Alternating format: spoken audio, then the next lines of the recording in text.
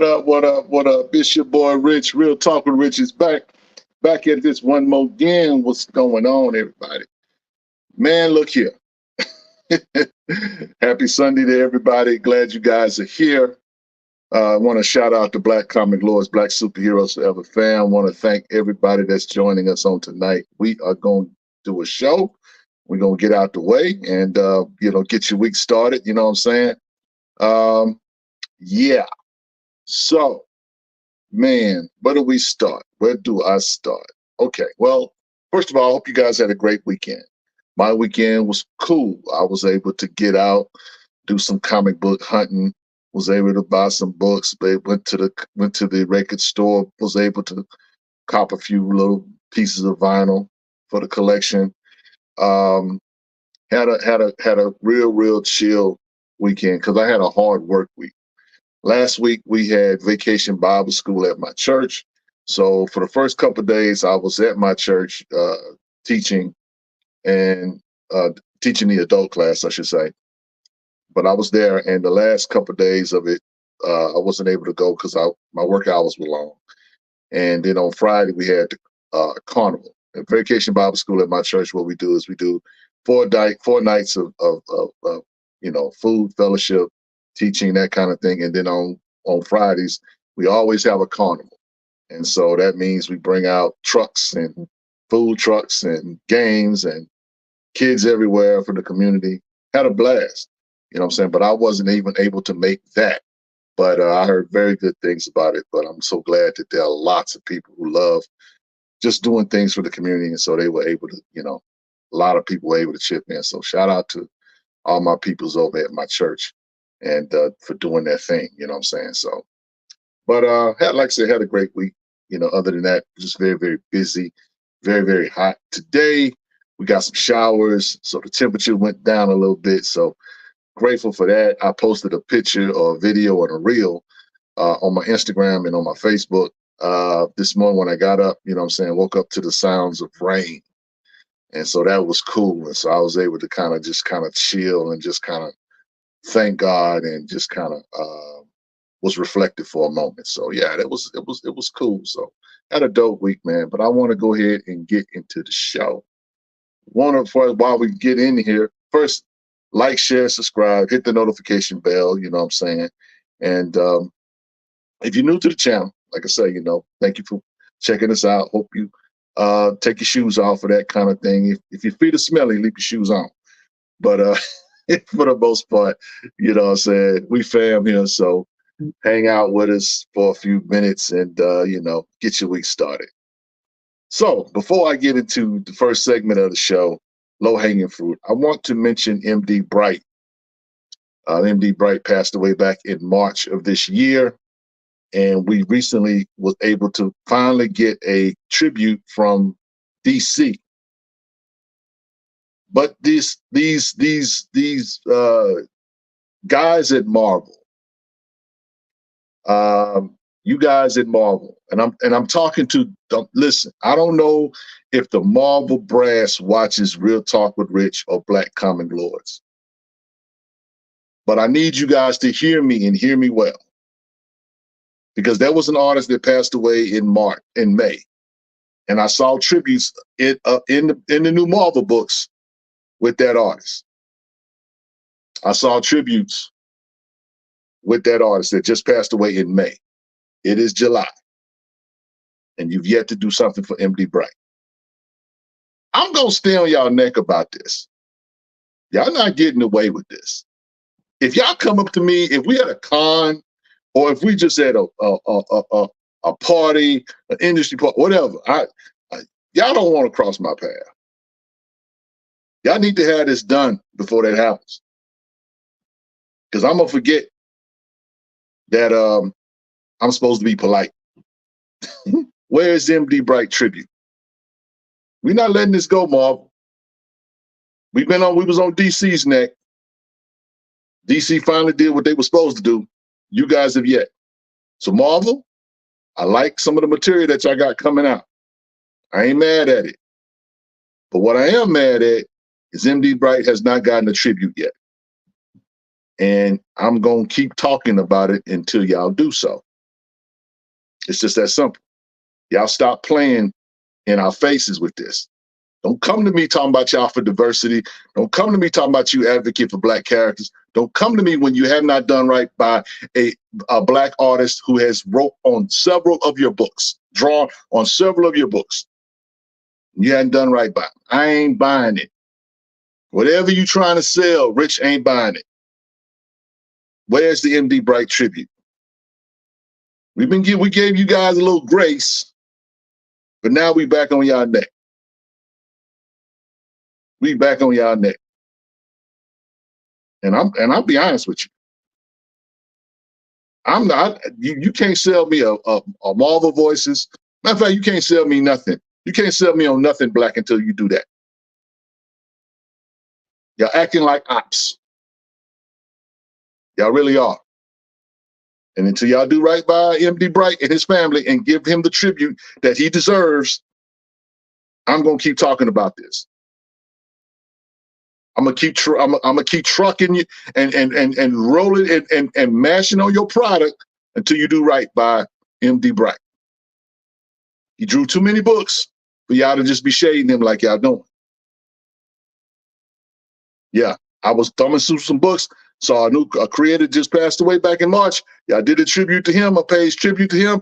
Nothing on MD Bright yet. So, yeah, I'm on that energy tonight. It's going down. So anyway, want to shout out everybody that's here tonight. Want to say what up to 1 in 100 podcast. Want to say what up to Angel the Queen. What's going on? Pericles, what's up? Robert Monroe Jr., as always, thank you.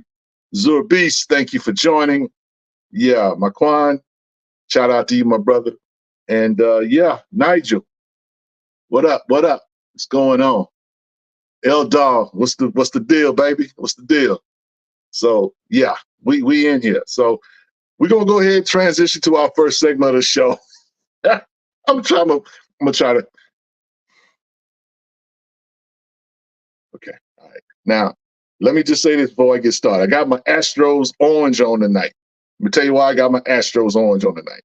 Astros started the season in last place. It did not look good for your boys' team, okay? It did not look good at all. I thought the run was over, okay?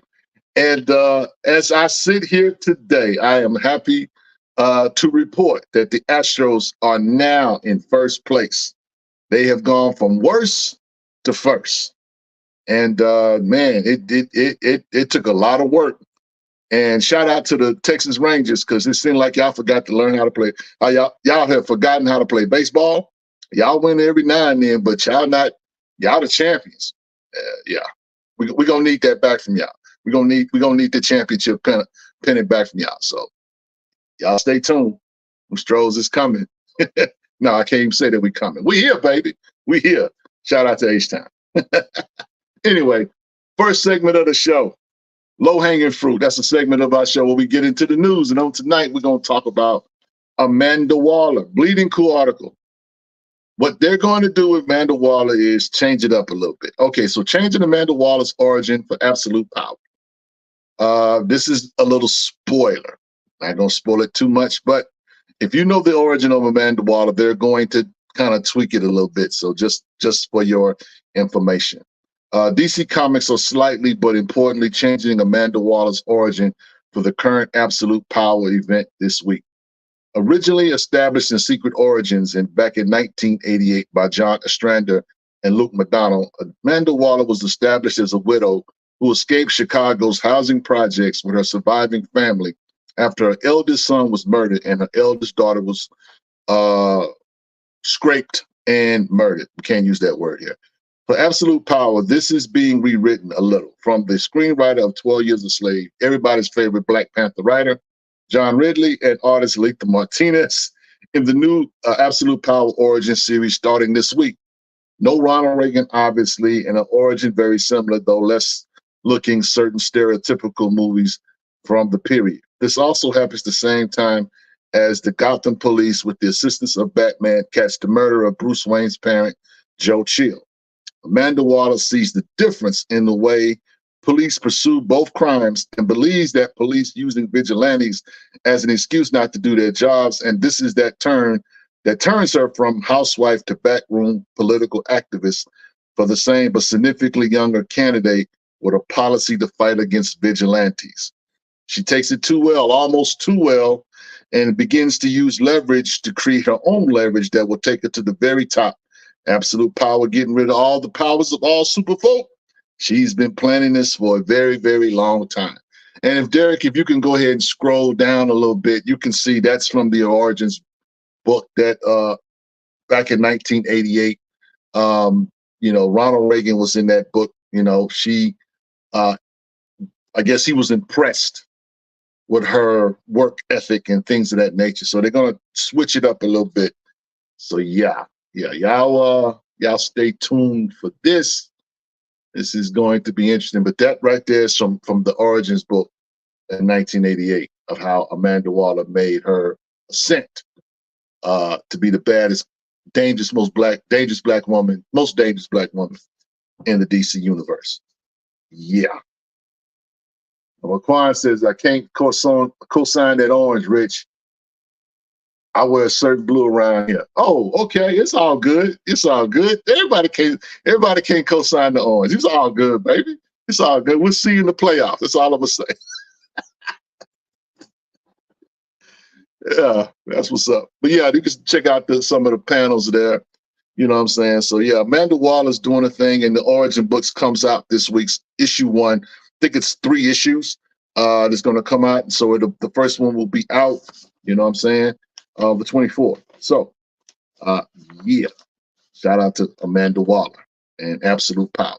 And look, on the cool, they've been kind of trashing this crossover. Some of the white fanboys, y'all be doing too much. Y'all be doing too much. Matter of fact, let me just go ahead and just address some of the white fanboys that might happen to cross our channel. Okay. Y'all need to know that, one, we see and hear you guys very well. We know when you're throwing shade, and we know when you're just hating all the way around. We know. So I'm not interested in YouTube banging in these streets, but y'all really making it difficult for us to not start to address some of y'all. Y'all really starting to make it difficult. We're really trying to keep our stuff over here civil, and we're really trying to keep it PC. We really want to not have to really, be out here like this. But y'all making it difficult, more and more difficult. We're going to start calling you out, and we're going to start naming names. And we're going to let the chips fall where they may. Because some of y'all are just straight up hating. Your arguments have no merit. You're literally in an echo chamber when it comes to how you guys think, which is why you never really talk about our books. And also, when there is good material, whatever, you make it your business not to cover the good stuff. We see you guys. Just telling you, Big Brother's watching. Me too. Long hope. He said, style so serious. Cheat naturals. Look, I'm going to tell you like this here, bro. If you ain't cheating, you ain't trying. There's no such thing as cheating in baseball. There's no such thing as cheating. You can say what you want. You can say what you want about my Stros. But what you can't say is that we ain't winners, baby. You know what I'm saying? That's right. If y'all want to give us that same hate that most of the world had for Tom Brady and the New England Patriots, bring it on. Bring it on. Yeah, bring it all that way. That's what's up. So anyway, yeah. Moving on to our next article. They said we remember. Whatever. You keep remembering. Y'all remember that? Listen, I can't go there. This is a comic book show. I can't talk sports. I can, but I can't go there. I can't go there because, yeah. Amaru says, of course, ridiculous really is writing some crap like this. I'll pass. Well, I mean, you're okay. It's okay to pass it up if that is your prerogative to pass it up. But why would you pass up on a character like Amanda Waller? Why would you pass up on a? And I get why. I'm not even gonna ask the question. I'm asking that's rhetorical. But my question to you is, my brother, or sister, I don't know. Respectfully, why would you pass up on Amanda Waller, one of the most powerful characters at DCU? I understand you may not like Ridley. I know Ridley is not everybody's favorite writer. I always facetiously say everybody's favorite Black Panther writer. I facetiously say that because I understand. But John Lilly can flat out write. Okay, say what you want about that dude and say feel how you feel about that Black Panther run. Feel how you feel. But you cannot change my mind about how he wrote I Am Batman, which was excellent. You can't change my mind how he wrote the compliance book that just came out, the Ministry of Compliance. Say what you want. That dude can write. That dude can write. American way. That dude can write. Now you can stand on some proverbial Black Panther hill if you want to, and you can pass up on the book. That is that is your prerogative. But I'm just telling you, don't come to me and ask me, well, how was the book? No, if you don't buy it, you don't buy it. You don't like the writer, that's fine. That is your prerogative. That is your prerogative. But I'm telling you, that dude can write. And Amanda Waller is one of the most powerful Black characters at DC. She's getting her shine. And if you Black Panther fans feel like y'all want to stand on that hill and not support that book because the dude is writing it, fine. I'm all for it. I'm all with it. But don't keep that same energy. Keep that same energy when it comes time to talk about why this book got canceled. Oh, well, the Black Panther fan didn't like it. Or why this book didn't count. Oh, I just didn't like the way he did T'Challa. All of that stuff that y'all throw out there. I'm good with it. All I'm saying is keep that same energy. Keep that same energy. Because I think some of y'all dying on that hill for no reason at all. That run, I did not particularly care for it. I didn't like it just like everybody else. But a story is just that, a story. It's just a story. Don't come in here talking about you're going to pass up on the book because you don't like the writer. That's crazy to me. That's crazy to me. He did not create a cardinal sin. He wrote a Black Panther book that y'all didn't like. That's it. That's all he did. He didn't do nothing else. He didn't damage T'Challa or whatever. Yes, he did wrote a story that was not as good as maybe his priest. He didn't write a good story as maybe as Eve Ewing did. But what he did do is he did his job. That was sanctioned by Marvel. You should be mad at Marvel. But you Negroes ain't going to do that. You Negroes going to go out and buy the next Black Panther book. You Negroes going to go out and buy the next Black Panther run. You Negroes going to go buy the Ultimate Black Panther. You're going to buy Black Panther versus Predator. We'll talk about that later. You're going to buy all these other books. Marvel has done some grievous things with that character. But y'all get mad at Ridley. That's what y'all doing?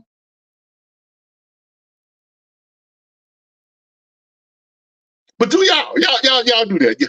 Y'all handle y'all business. Y'all handle y'all business. Y'all handle y'all business. I don't understand y'all, but again, I'm a comic book head, not a Black Panther fan. I'm a comic book head. There's a difference. We different. How the kid say it? They not like us.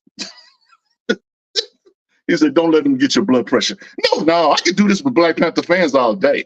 I don't bang on Black Panther fans because I am a Black Panther fan myself. But I'm not hardcore like that. I'm a casual Black Panther fan, but I am a comic book head first and foremost. First and foremost. First and foremost. So that's how that goes. Anyway, let's move on. Please like the video. Next article is a comicbook.com article. DC teases major change for Green Lantern Corps. Green Lantern Silver Corps Special Issue #1 arrives in October. The Green Lantern Corps are set to have an interesting next few years between the group's various appearances in comics and part of the new DCEU universe as part of James Gunn and Peter Safran's DC universe. As recent announcement reveals, the team will soon have a new crucible to endure in the comics. On Friday, as part of DC's October 24th, 2024 solicitations, the publisher announced Green Lantern Silver Corps Special Issue 1. The new one-shot, will be released on Wednesday, October the 9th. This special is written by Jeremy Adams. Amen.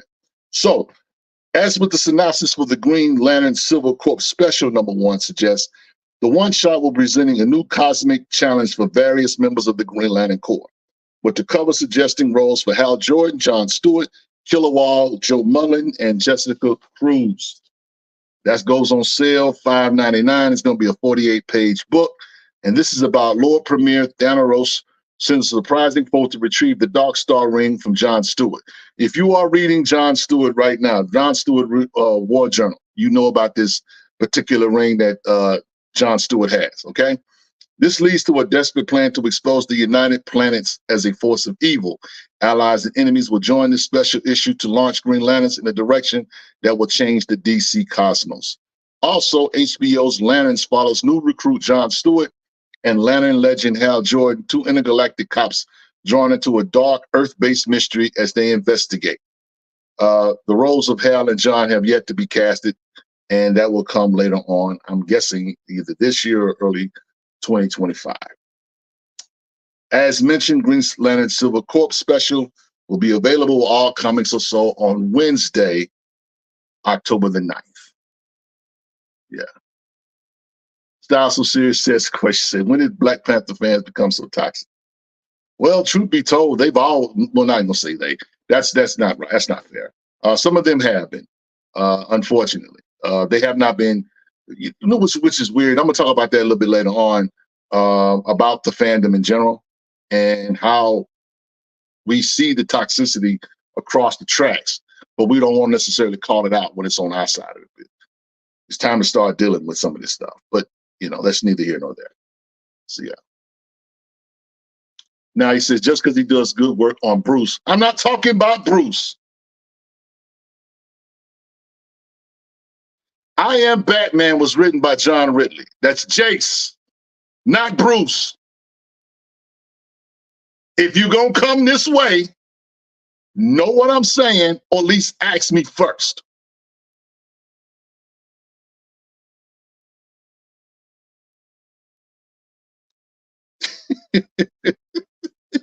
Okay? Just saying. We're not talking about Bruce Wayne. We're talking about Jace Fox. I Am Batman, which is clear to me you didn't read that book either. But you're probably not a Batman head, and that's fine. That's okay. No one's perfect. Anyway, don't start with me tonight. I'm chilling. I'm trying to chill. Okay? Anyway, speaking of Black Panther, there is a superhero hype article that we're going to look at. In 2023, the Alien franchise crossed over with Marvel in the Predator versus Wolverine.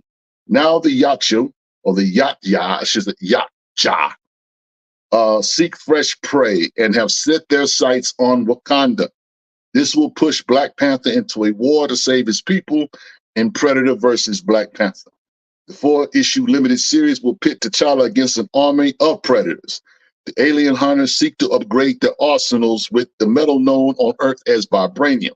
This sets up an invasion that will test the technology and the ingenuity of the Wakandans and the Yaksha. So yeah, that's getting ready to come out next week. So yeah, y'all might want to go on and go get that. I hope you have it pre-ordered. They should have plenty copies on the shelf, but you know how that is. Pre-order your books. Writer Penn Percy believes that the miniseries will satisfy both franchises. If you're a comics nerd, I will feed you. If you're a movie nerd, I will feed you too. And if you never read or seen anything about Predator or Black Panther, you can get fed as well. Percy promised this in an interview with IO9. I want these to be evergreen titles, and the best way to accomplish that is to honor legacy while not overly burdening the reader with continuity homework. I'm here for that. Percy is also backed by an impressive art team. The interiors will be handled by Chris Allen, Sean Damian Hill, and Lee Ferguson. Allen previously worked with Percy on, I think it's the, what did he work on? Doesn't say here. Anyway, he's the current artist for Black Panther. Hill is best known for his work on Bishop War College and the Wakandan comic. Ferguson has worked on a number of Marvel comics, most recently the giant-sized X-Men #1. The first issue will feature covers by Ken Lashley, Pete Woods, Philip Tan, Scotty Young. I'm definitely getting the Scotty Young one. Leinil Francis Yu and Edward Galman. So yeah, Predator versus Black Panther arrives August 21st. That's next week. So yeah, we'll be probably talking about the Predator and BP getting into it. So yeah, that's gonna be dope. That's gonna be dope. So Mr. DC, what's going on? He says Wolverine versus Predator was good. Don't know how it ended. Well, you know, it was kind of a wah, wah, wah. You ain't missing nothing. I'll say it like that. Pericles says we waited until Paul went on sabbatical to say John Ridley's name with impunity. Shout out to my man Paul. You know what I'm saying? 1-in-1 in progress. A lot of newcomers in here. If y'all think OG Reach not gonna speak his mind, he's been giving Ridley his props. I mean, look, I just call it as I see it, bro. And it's not that I have a bias or whatever. You know what I'm saying? It's like I'm the type of person, just for those who may or may not know, I'm the type of person I let the writer tell the story. The writer might suck, but I'm gonna let the writer tell his story because that's what it is. Why y'all think y'all can't get Christopher Priest to come back to Black Panther? Why y'all think someone like Ta-Nehisi Coates, who wrote a lot of Black Panther, will probably never see Black Panther again? They did their thing. They did some great work. Reginald Hudlin too. Amazing. You know what I'm saying? And if I can be honest, y'all didn't really give Dr. Eve Ewing a real shot, a real chance. Some of y'all were hating on her on the coup. And I'm not saying that run was the best run. But what I am saying is that some of you guys, you're not grading right. You're not objective. Now, feel how you feel about T'Challa or whatever, but he is subject to whoever is writing him. No different than when Tom King was writing Batman. My man Amir knows Tom King wrote a lot of Batman, and a lot of that Batman was garbage. But we got him off the book. There's another writer on the book. Williamson did his thing on that book. Chip Zdarsky is doing his thing on that book. It is what it is. Writers are going to write, and they're not going to write everything that you like. They're not. You know what I'm saying? I mean, it is what it is. But sometimes I think we don't like stuff because this person don't like stuff. I was talking to the kids today at my church about peer pressure. And sometimes you could be in a company with people and they say, you know what? I like ice cream. I like strawberry ice cream. And you could be it could be like 10 people in the room and say, you know what? I hate strawberry ice cream. And if you listen to that garbage long enough, you say, you know what? I don't like it either. I'm just saying. Style So Serious asked me, so what do you think about the Absolute Books announced? I'm not really a fan, to be honest. I'm gonna be perfectly honest. I am not really a fan. I am going to get the Absolute Power main title, and I'm going to get the Batman book because that's on my pull list, and that's going to probably be it. I will get the Absolute Origins book with Amanda Waller. I'm getting that because I want to have some books with Amanda Waller in them. You know what I'm saying? But some of y'all that's willing to sacrifice your thoughts or having this character in your collections. And that's the other thing too. Some people are fans of characters and some people are fans of writers. I get it. I really do. But to just like diss a book because you don't like what this cat did on this particular book, you're selling yourself short. That's just my opinion. But do what you do. Do what y'all, it's your money. Spend it how you spend it. Do what you feel. That's how I see about it. Style, he says, yeah, I'll die on that hill. Crazy if you go hard on us. At least we ain't held both writer and editor's account. Listen, I'm not going hard. I'm not going hard at you at all. I'm just simply saying that, man, you know what? This thing with Ridley and his run, you know what I'm saying? Me and my man Otis, who's the biggest Black Panther fan that I know personally. And I know there's a lot of y'all out there, but y'all ain't. Otis's fandom when it comes to Black Panther is next level, okay? Trust me when I tell you that. I don't know a dude that goes hard for BP, but me and him did a show and we talked about that run and we talked about it in detail. And you know what? We got very little pushback on what we discovered or what we talked about in that run. But the reason why I feel like we didn't get a lot of pushback was because we made a point and we also had a perspective that everybody had to consider. And we weren't just talking out of our neck. We weren't just making something up. We literally dug into what this dude was trying to say in his writing, which is what a lot of people did not do. A lot of people couldn't get past certain things the way he wrote it. And I'm like, y'all need to just chill. And I just think that, because I'm going to be honest with you, when Coach did the Intergalactic Republic of Wakanda, that's Black Panther in space, that I hated. I did not like that one at all. Some of y'all thought that was the best thing since sliced cheese. I was one of those guys who was like, this is trash. I could not wait to be done with it. Now, I told people, and I can admit this much. I said, you know what? In time, this book or this particular run is going to get the accolade that it's supposed to get. But that's going to be within time. When we look at the whole body of work, Ridley's run made the Intergalactic Republic of Wakanda look like it was a masterpiece. I will say that much. But what I'm getting at is that at the time when I was reading that book, I did not like it. It was really hard for me to digest T'Challa in space. First, he's a slave and whatever. And then they bring him up to a point where he's an emperor. I get it.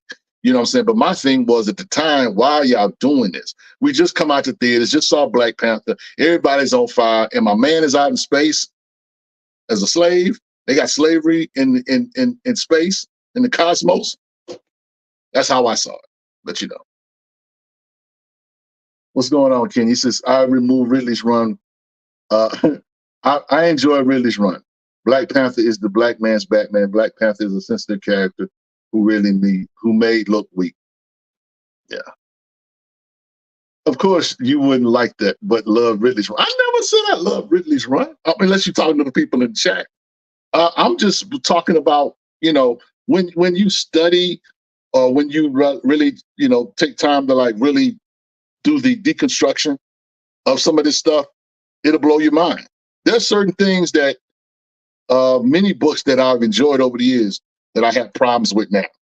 But the time I was reading it, I enjoyed it. I get it. It is what it is. But I let the writers write the story. I let the writers tell the story. I'm a story guy. And, you know, tell me a story where I care about the characters. Tell me a story where I'm trying to figure out what's going on with the character. Tell me a story where I can see, you know, the hero's journey in the story. There's a lot of ways to do that, but yet for whatever reason, it becomes crazy when it comes to T'Challa. Now, T'Challa is in a good place right now. He's not the king yet. He's not the king of Wakanda yet, but he's getting there. He's the king over in the Ultimate Universe, which is funny because some of you Black Panther fans say that don't count because it's not the 616. Fine, whatever. He's the king in that one though. I'm a rock with the king with that one over there. But I'm still gonna buy these Black Panther books in the regular 616. But I'm also gonna buy, and if they put T'Challa in another universe, I'll buy that book too. So he says, Ridley wrote the majority of the Black Panther characters out of character. It made no sense. C.B. Cebulski is a trash editor as well. Yeah, well, look, you get no argument from me in regards to C.B. Cebulski. You get no argument there. I'm just saying that, you know, he wrote that run under the guise of Marvel. Y'all really think that Ridley just woke up one day and said, you know what, I'm just going to make this character like complete doo-doo. No, he didn't do that. He didn't do that. They wanted T'Challa where he is. That's a Marvel call. Million Moloch says he wrote Cap out of characters, but all of these dudes were out of character. Dude, we had a Buffalo Soldier on a buffalo. It's comic books, man. It's comic books. Comic books do crazy, zany, out of this world type stuff. But I'm I'm not here to persuade any of y'all. I'm here to do a show. Anyway, let's get back to it. Before we go to commercial break, and that's enough Black Panther talk. Before we go to commercial break, I want to talk briefly about the Acolyte. Acolyte just ended. Disney Plus miniseries, The Acolyte. Season 1 just ended. I'm guessing there's going to be a season 2. My question is why? Now, if Paul was here and he's not, he would say that they're doing a bunch of world building. He would say that the Jedi are not the good people. He would say a lot of stuff. He would give you guys a nice word salad on why the Acolyte is amazing. You don't get that with Rich. What you get with me is 100% uncut funk about how this thing was. This was just another show. Just another show. This was not good.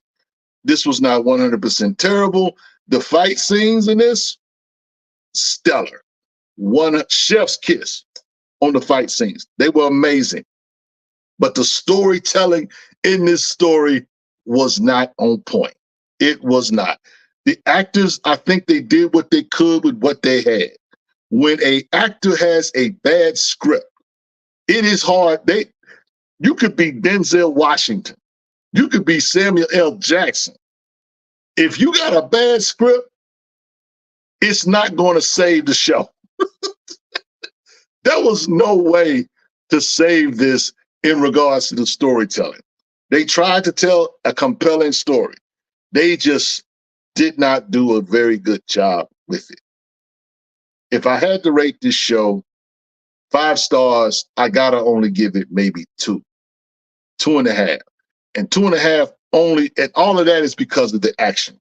The action, the fight scenes were some of the best in Star Wars history. Cannot front on the action scenes. They were great. But the storytelling in this was not good at all. Not good at all. Very much a snooze fest. This should be in one of them, an 80-minute movie special, a Star Wars story, kind of like they did with Rogue One. Just tell the story with the main plots and stop trying to create these tie these bows and tie these things, whatever. I'm not big on tying stuff to the canon, and especially when you have to reach. There's a lot of reaching done in this. And then they gave us supposedly Darth Plagueis. In one of the last scenes of the movie, you see this shadowy figure kind of hiding in the shadows or whatever. He doesn't say nothing. He doesn't do anything. But some people believe that was Plagueis. I'm like, okay, he's in this story. He's literally not doing anything, saying anything. They just kind of stuck him in there and say, see, there he is. There he is. That does not work. If he don't contribute to the story directly, whatever, why am I even looking for a season 2? And then at the end of it, old girl goes to see, she's in Croissant, and she talks to Yoda, or it looks like a Yoda-like character. But we all know it's Yoda. But she was like, Master, I need to talk to you. Okay, all this stuff is going on. This version happens on this planet or whatever. And the main guy, the main Jedi Master, he has no clue what none of this is. So you mean to tell me y'all gonna fill him in all the shenanigans, all the Jedi that got killed by the Sith guy, y'all just not telling me. That's what y'all ended the show with. Okay. Shout out to Bo Big. He says, what up, Rich? Thank you, good bro, my brother, for the super chat. Salute.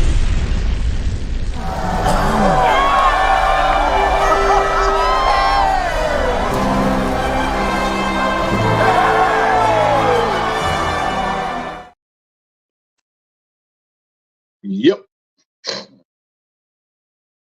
So my man asked Kenya says, did you enjoy Andor? Um, somewhat, to be honest, somewhat. I remember Paul talking to Paul about it. He was like, well, just take all the story that you know about Star Wars and just put it aside and just try to watch it for what it is. But the problem is, it says Star Wars. How am I going to really enjoy it if it says Star Wars? There's certain elements about Star Wars that I need to see in the movie or in the show that makes it Star Wars. I'm just saying. But yo, my man says Cheryl Lynn Eaton needs another longer run on Black Panther. I'm listening, bro. I think she's gonna get it. I think she's gonna get the book. I think she's gonna get the book. She wrote a compelling 3 issues for the Blood Hunt series.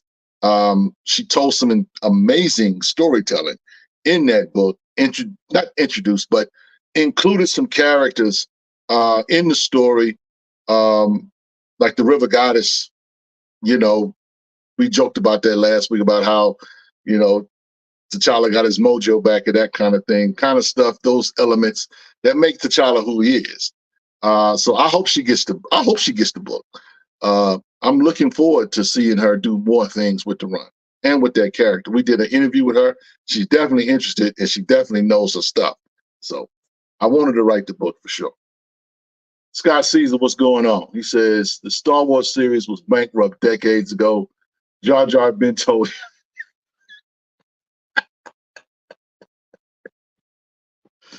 Well, Scott Caesar, you are a savage. Scott is a savage, I tell you. Woo. The fans are in vulture mode, feasting on a rotten carcass. Mr. DC says, I want a show about Darth Maul in Star Wars. I am looking forward to the Darth Vader story that they're going to be doing. That's going to be kind of cool to see. I would like to see Darth Maul do his thing.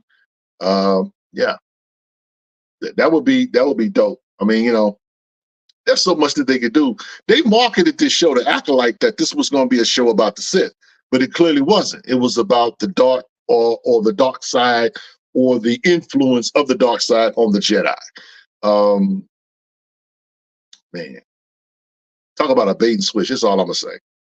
So anyway, look, guys, we're gonna take a commercial break. When we come back, we're going to get into our down the rabbit hole topic. We're going to talk about building confidence in the Black comic book community, and I'll explain that when we get back. So take us a commercial break. Get you something to drink. You know, drain the main vein. Do what you got to do. Come right back. We're gonna get into it. See you in a minute.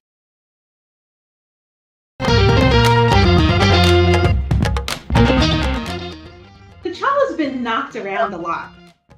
A lot. And I wanted the story to feel like T'Challa is him, you know? Like, he's that dude. And you want to give the swag back. Yes. I wanted him to, you know, get some, I don't want to say arrogance, but to me, T'Challa doesn't need to be humbled. And say that part louder again. For the people in the back.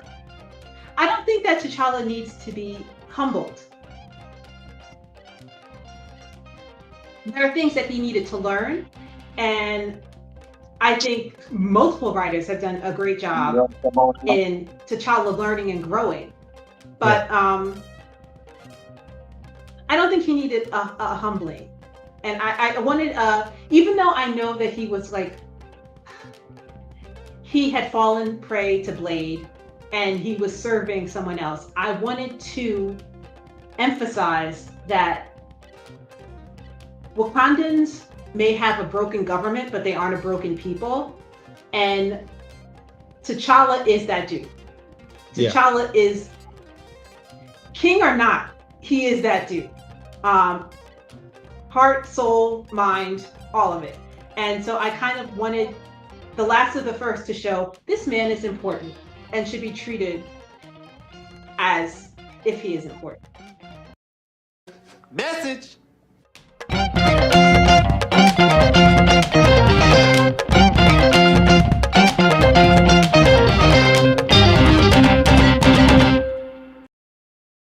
We back. Thanks for hanging out with us. My man Amir, 1 in 100 podcast says, let me know when X-Men 97 comes back to Disney Plus. That's the only thing worth my money right now. Yo. I watched on yesterday. I finally got a chance to watch Crisis on Infinite Earths Part 2. And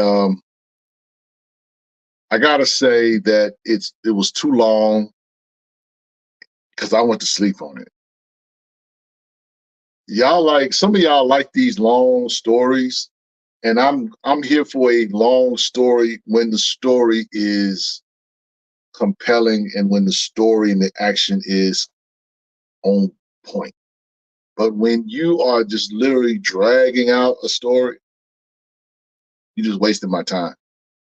And my popcorn gets cold. I'm just saying. So yeah. It's the also series talking about Moloch. So that's a deep dive. Now that's a deep dive. Star Killer would be a great story.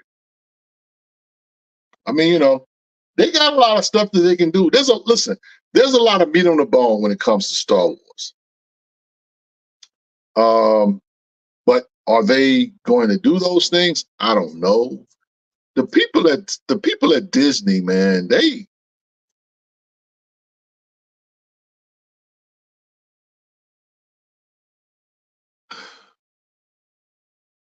I'll just say it's unfortunate. Styles from Sirius says, is DC losing a step when it comes to animation lately? Absolutely. Absolutely. If the next season of What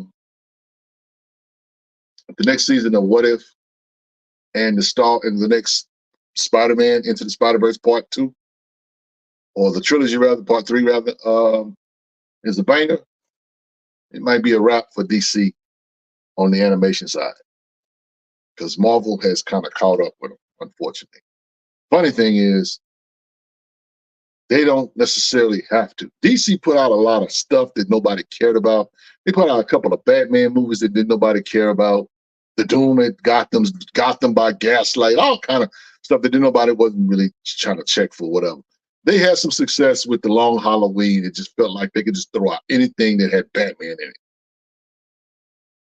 Like, no. People want quality stuff.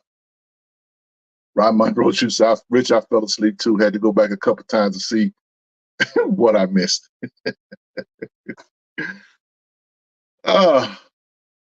Aramufa. He says, Wakanda is that place. Listen, you gets no argument from me. Wakanda is that place. Black Panther fans are eating, feasting. I expect that the Black Panther the Predator versus Black Panther, that's gonna be banger. That's gonna be a banger, bro. It's gonna be a banger. And it makes sense. It literally makes sense. Wakanda is the apex predator when it comes to precious metals and things of that nature. Talking about the vibranium. And here are these aliens coming to, or these predators coming to just wreck shop or whatever. I don't know. We'll see. We'll see. We'll see if that tech can hold up. We shall see. He says, those Batman movies were dope. They were all right, man. They were okay. But I'm like, again, the Doom or that movie, the Gotham by Gaslight, they were okay. But I think sometimes we get too much stuff. That's Batman. I want them to do other things. You know what I'm saying? It's like, can we get some Jon Stewart stories, some Jon Stewart movies? Can we get, I don't know, I would like to see more Flash. And I'm not really a big Flash guy. But the Flash animation that they've done, the Flashpoint stuff, and the stuff that Flash has been in, has been good. Very good. I'm just saying, this Crisis of Infinite Earths, man, I'm like, ugh, good Lord. Why'd y'all do this in 3 parts? I get it, but they didn't have to split this up to like 3, it's just too much stuff. It's too much stuff, in my humble opinion. So y'all keep the faith. Anyway, I want to talk about tonight, Down the Rabbit Hole. That's a segment of our show where we kind of go deep a little bit. We get out of the wading waters and we fall into the ocean of conversation. And tonight, I want to kind of talk about building confidence in the Black comic book community. Just recently, a Kickstarter that we had been pushing and advocating for, Epiphany Engine, was fully funded. And it was awesome. But can I just be honest and say that it was more of a relief for me than awesome? I'm glad that it was fully funded. I believed that this thing will be fully funded when it was all said and done. But I gotta say, I was more relieved than anything. What's going on, Imani? So for me, the reason why I was relieved was because there were a lot of doubters that did not think that this project was going to get funded. I can smell the melanated challenge community clipping videos and talking about why this failed. I can hear the keyboards clicking on some of us in this community talking about why this failed. I heard a lot of people clear their throat just to say, I told you so. There were a lot of people that were hoping that this was going to fail. But it didn't. Took a lot of sacrifice. Juan says, I smell the hate in the air. Yeah, there was a lot of that. And, behind the scenes, stuff goes on, and you just kind of shake your head at it, and you're just like, man, you know what? I want to be transparent with y'all for a minute. I want to talk about my own personal life for a moment there. I remember going through a season in my life where I felt like everything around me and the things that I was dealing with, it was just all not necessarily 100% dark, because it wasn't, but it was just like, from my family life or whatever, it was like, man, could not get time to like breathe, could not get a breath, could not catch my breath, could not just exhale. It was like, I was talking to my aunt one day, and it just so happens that I met my wife and began to court my wife. And I asked my wife to marry me, and she said yes. And, initially I didn't really want to do a wedding. But this was my wife's first wedding. I've been married before. This was her first wedding, or her first marriage. She wanted a wedding. Her family wanted a wedding, particularly her mother. And so I was like, okay, let's buy in, which is what I did. And I gotta say that for my side of the family, it was very much welcome. It was like a victory lap that we needed at the time. I remember telling my aunt that I felt like we needed something positive in our family. And we did. Had a wonderful time, had a wonderful celebration. Wouldn't trade it for nothing in the world, right? So when I look at epiphany engine, that's kind of what I see. I feel like the Black comic book community needed a win, needed something to be able to say, one, we care, and two, it's enough of us that matters.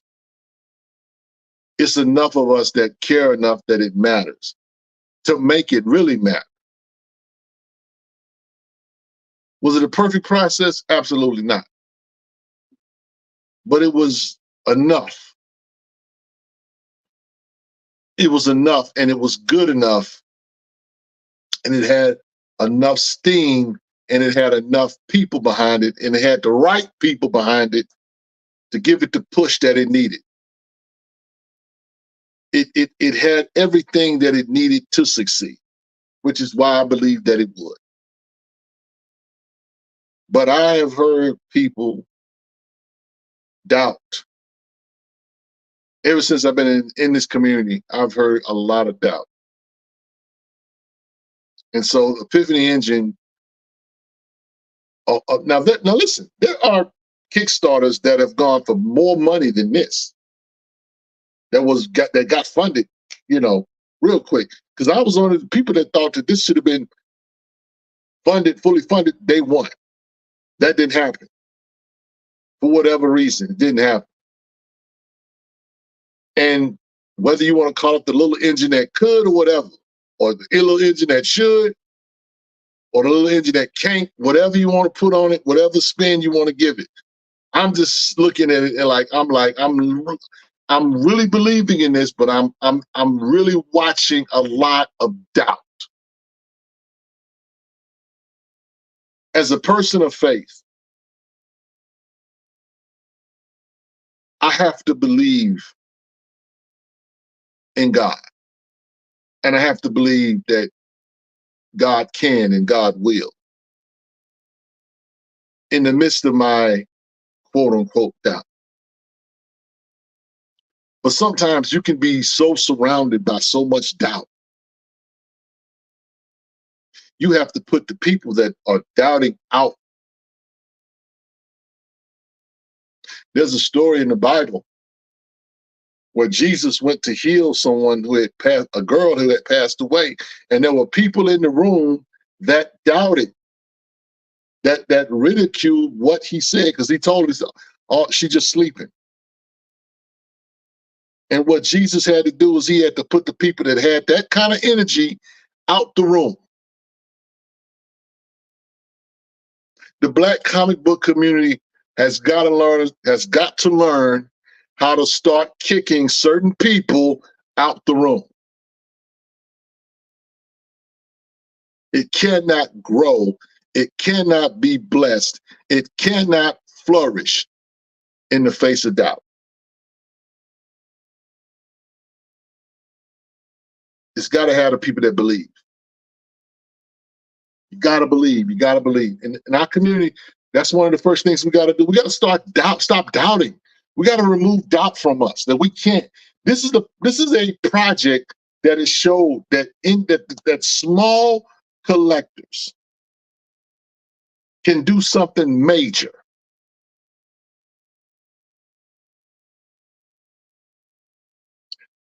This has kind of crashed the ceiling.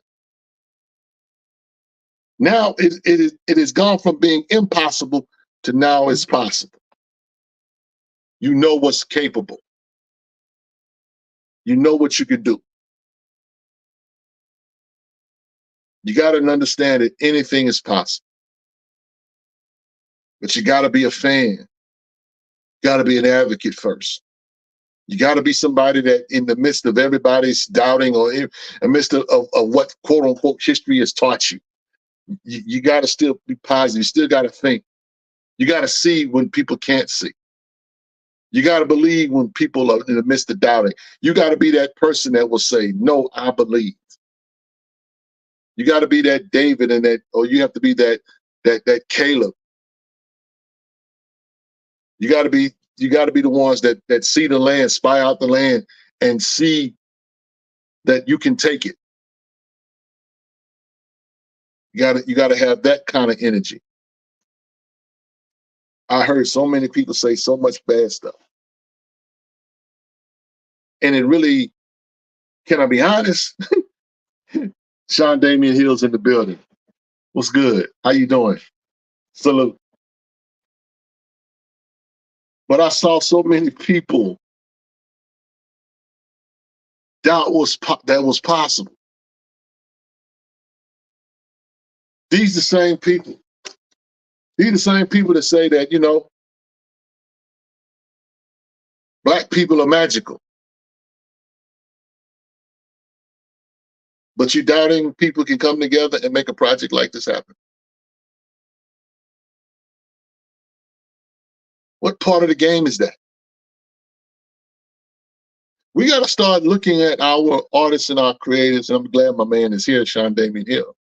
We got to start looking at these guys like they are the best at what they do, because they are. We got to, you know, it's nothing wrong with esteeming your family. It's nothing wrong with looking at your brother or your sister and saying, man, you know what? I love you. I appreciate you. Thank you for doing what you do. Thank you for my brothers here. Thank you for using your talents to inspire me and my fellow collectors. Mr. Hill, thank you. Thank you. Thank you for taking moments out of my life when I'm stressed out and I just want to get away from the regular stuff and just reading and seeing something that's amazing. But I want us to be esteemed. I want the Black comic book community to have confidence. The only way we do that is we got to believe in one another. The only way we do that is if we really believe that what we do it matters. That it's not just, you know, it's okay because it's a Black thing. No, no, no. We are the original people. Everything we do is fabulous. But somewhere along the line, people begin to think that what they're doing isn't. And it makes no sense to me. My brother says, I'm honored to just be able to do this. Thank you. You're most welcome, sir. What's going on, JT? Now, I'm talking about building confidence in the Black comic book community. It's important for us to understand the importance of bridges. A few months ago, me and Paul talked one night about bridges, the importance of bridges, the importance of using them, the importance of having them, the importance of them being there for you to when necessary. We got to do two things. We got to service the bridge and repair the bridge. Never burn the bridge. Never burn the bridge. Either we there to service the bridge, repair the bridge, but never burn the bridge. There is not one of us so far gone that we cannot redeem and we cannot find purpose in. And I will say that about John Ridley. I know some of y'all want to just wash the community of John Ridley. I'm not one of them people because I understand something about grace. I understand something about getting something that I don't deserve. I understand that. And so I'm not burning that bridge. You can do what you will. Take a match, take a lighter fluid, whatever it is you think you won't need, or whatever. I'm gonna be right there to put the fire out. That's what I'm gonna do. Y'all do what you gotta do, but that's what I'm gonna do. I'm not burning no bridges. The Black community don't have enough bridges as is. We can't afford to lose anybody, even when we feel like they lost. We got to. JT says, hold each other up and realize the diversity of thought as Black collectors / creators. Absolutely. The next thing I want to say to y'all is about seeking out economic and symbiotic relationships. Black Comic Lords has a relationship with the Black comic book creative community. It's not something that we just forced. It became an organic thing. I believe in organic relationships. I don't believe in forcing anything. If something's going to happen, it's going to happen naturally. It's not going to be something that we're going to have to push the issue. Along with that, though, comes an economic relationship. Being able to take these relationships and create economic opportunities. I'm supporting you, you support me. You know, let us both put our money where our mouth is. The black dollar in the Black community is not in the Black community long enough. It literally leaves in an instant. We need to be able to create partnerships, whether with you selling comic books, art, supplies, T-shirts, whatever, hats, whatever. We ought to be able to make money with one another, do business with one another. We need that as well. I want to create an environment where we can look at Marvel and DC and say, hey, y'all gonna come to our table. We tired of going to y'all. Y'all come to our table. That's what I'm talking about. That's what I'm on. I can't act like I don't need you guys. I'm nothing without you guys. I am, listen, I'm the last person to think I'm important. I am nothing. I got enough sense to put important people around me.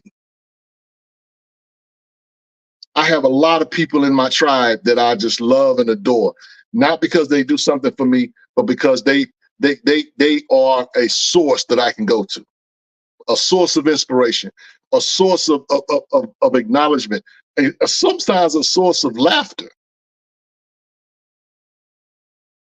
My brothers, that's I call them the House of Dragon. My brothers like Jay. My brothers like Deron Flood, who I'll be hanging out with in Atlanta, at Atlanta Comic Con in Norfolk. My man Otis, biggest Black Panther fan I know. All of these brothers and others. My brothers here at BCL. I love these dudes. And I'm nothing without them. Nothing. If I have any stake in this, it's because of them. Not because of me. Mm-mm. And that's what I want. I want our community to be like my man Nino Brown said in New Jack City. I want the Cash Money Brothers to be a self-contained unit.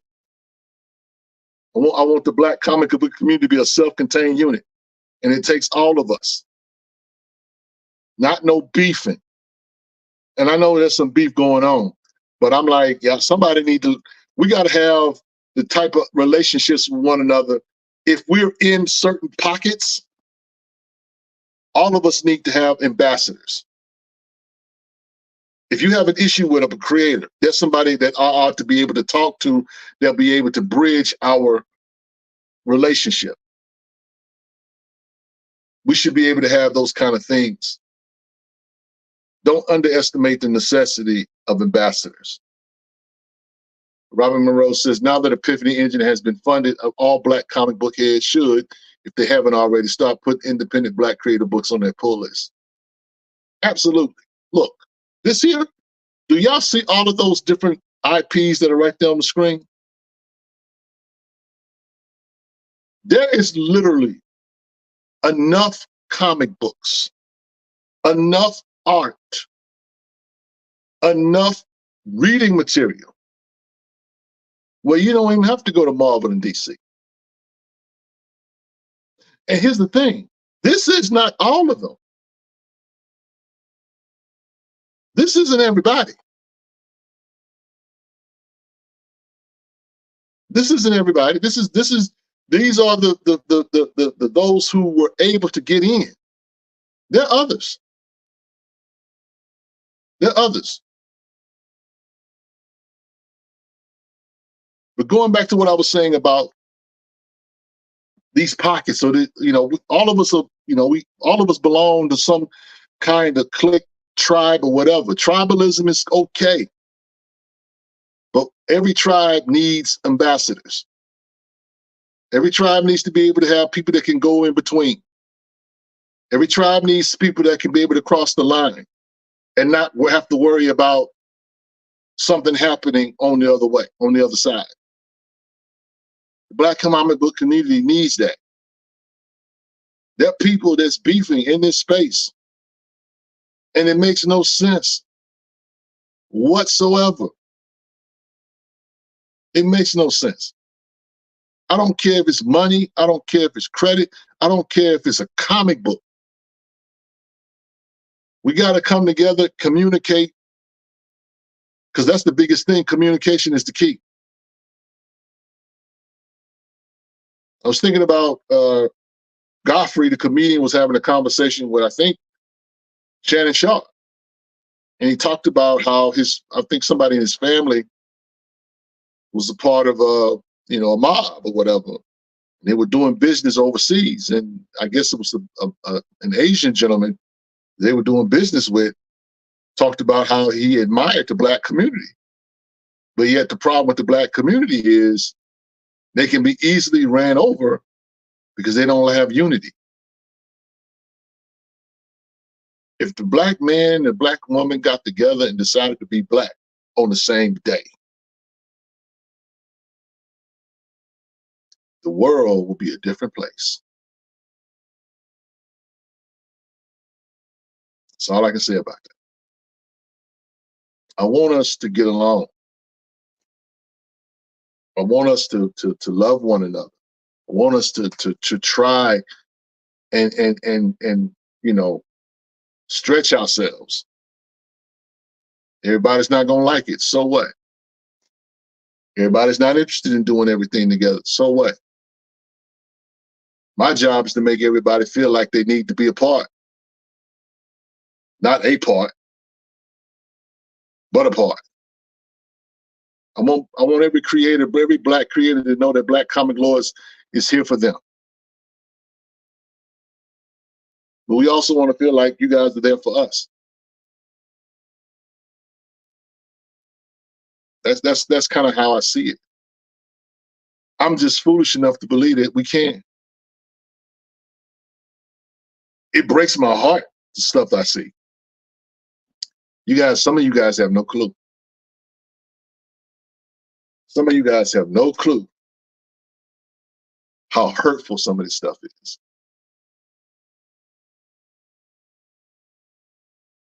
Because I choose to believe in this community. Because I choose to believe in our artists, and our creators, and our advocates, our influencers, our podcasters, our fans, our friends, even our enemies. I love my enemies. I love my enemies. I know everybody can't. I'm not expecting you to. But what I know is that we can do this. We can do this. Epiphany Engine is just the tip of the iceberg. I'm looking forward to reading the book, but more than anything, I'm looking forward to what comes out of it.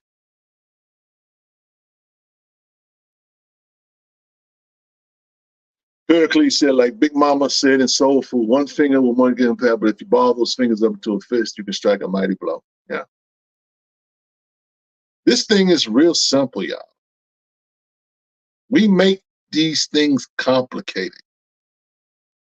We make it complicated. We just need to make it simple, like my man Omar said in The Wire. So Omar, like it's simple.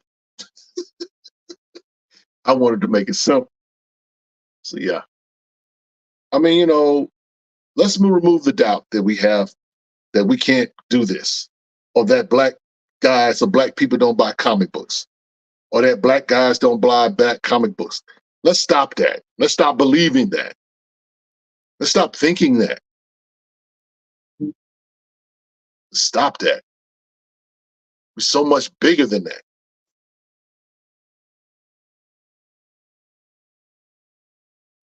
We have everything we need. We have dope writers. We have dope artists. We have dope collectors. We have dope people that love this art, this hobby, that love all this. We don't need to go outside for nothing. And here's the thing. If we just put up our stuff like it's dope and fully believe in it, other people will start to want to rock with it. You don't believe me? Go ask Milestone back in the 90s. You know why we go so hard and we almost lose our mind over what happens with Milestone? It's because we saw everything that we need. That was the blueprint for so much more. This here with Epiphany Engine, that gains a lot of ground. So that's how I see it. If you will have negative thoughts about the Black comic book community, I don't want you near me. I don't want you near me. I don't. Stay where you are. I'm gonna stay over here. I'm gonna keep my peace. I'm gonna speak when I need to speak. And I'm gonna shut up when I need to shut up. But I really believe in this community and its ability and its potential.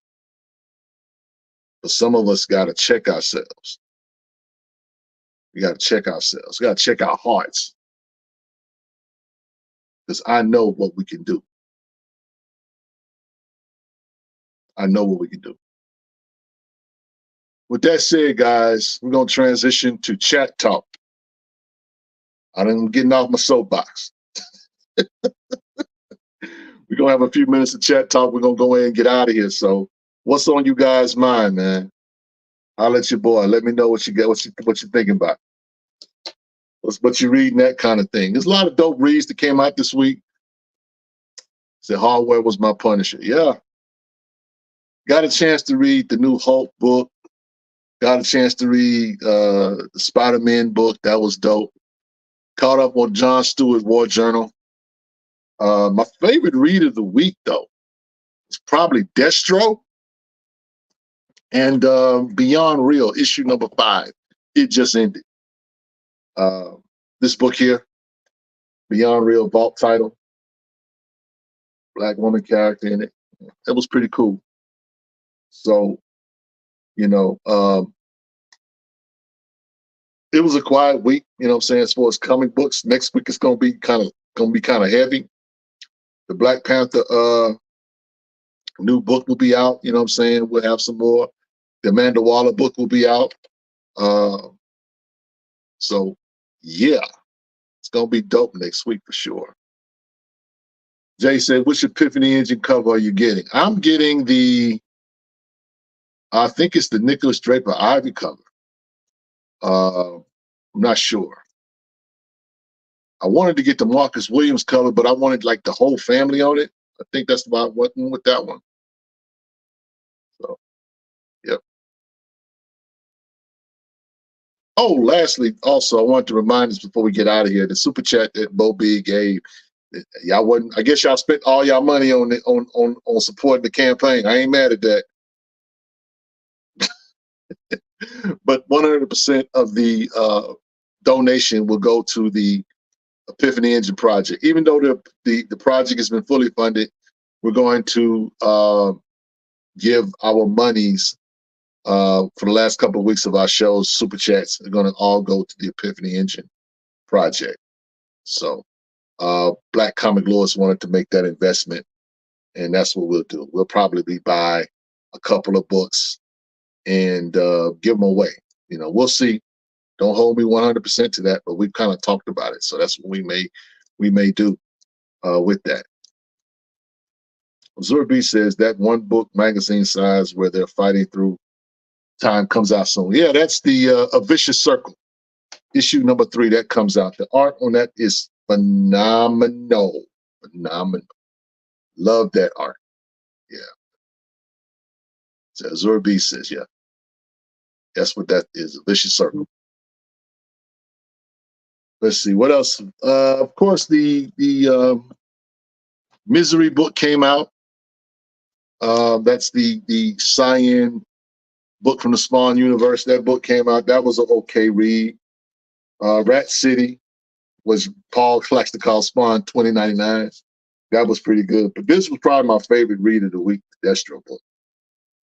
To be honest, Dan Waters. So I'm enjoying the Energon universe from what I'm reading. I'm not reading everything in the Energon universe, but I am reading that. So enjoying that. Went to the library, picked up some books for the library as well as for us to read. Maybe I have it back over there somewhere, but yeah, I posted those books. Jay says, can you convince Rodney Barnes to put Philadelphia 36 cover on a shirt? Hey, I can holler at my brother, but I don't know if he's going to do that. Shout out to Rodney Barnes, man. I don't know when that book is coming out, but Rodney Barnes is doing so much other stuff. He's doing he just put out the Ahsoka issue 1 for Marvel came out, and the Inquisitors issue 1 just came out. He's writing both of those books. So yeah. So Jane T says I grabbed the Cowan cover. Yeah. And we just got word too recently that Dennis Cowan and Christopher Priest joined the Epiphany Engine project. Yeah. That's all I can say is yeah. Yeah, 35 in August, 36 in September. Yeah, they on a break towards Philadelphia. I can wait, man. I mean, we got a lot of dope stuff out to read. So King Front says like we don't have nothing to read. We got a lot to read. There was books that came out last week. What is it?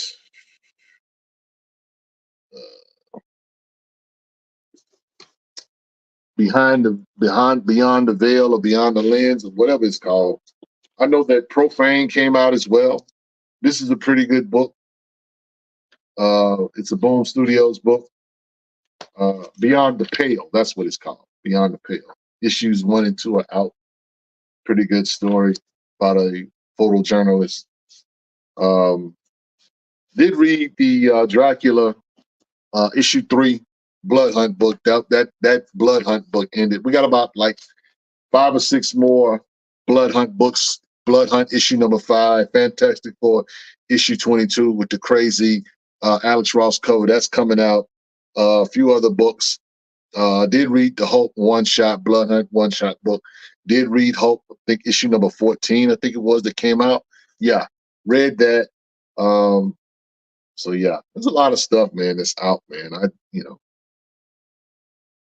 can't keep up with all the stuff. Funny thing is that when this Epiphany Engine book drops, there's going to be opportunities for all of these collectors to kind of like, everybody get a chance to see everybody's character. So I'm looking forward to that. We had a conversation last week on our Wednesday wrap-up with Sebastian from Stranger Comics. Talked to him for a little bit. He talked about Dusu is going to be the character that's going to be a part of the Epiphany Engine project. So looking forward to that and one of the stuff. I know he's got a Kickstarter is getting ready. I think if it hasn't already started. I know he did a show Thursday night. I missed it because I was just busy. So yeah, there's a lot going on, y'all. A lot going on. So, but if you're interested in some of these companies, some of these IPs that are a part of, the Epiphany Engine and just independent Black comic book companies, you can go to our website. BlackComicLords.net has a independent Black comic companies link or portion of our website where you can click on the logo it'll take you straight to their website, and you can see their material, order their comics right there. So just go to our website, blackcomiclords.net, and you'll find the independent Black comic book companies link there. Click on those, check out all of these different companies. And again, like I said, everybody that's participating in the Epiphany Engine that's on our site, everybody's not a part of the Epiphany Engine. We have other companies there, and I think you'll like some of their stuff too. Shout out to my man Varnell Young and Millennial Comics. I think he wasn't able to get into the project itself, but Millennial Comics or Delta Dogs that guy's been doing work for a long time. You can order individual issues, or you can order volumes of his books. He's got up to like 21, 22 issues of comics. You can go there and click on Millennial Comics and order from there. Fourth Wall, Godhood, all of these companies, they're there, man. Just go to the website, check out the website. We have all kind of different things there too as well. So, but that said, we're going to go ahead and wrap this thing up. I want to just remind you that next month, August the 17th, 18th, we will be at Atlantic Comic Con. Black Comic Lords will be there moderating panels, and we'll be doing our thing, hanging out with some of those wonderful people that I talked about a little bit earlier. And hope to see your face in the place for sure.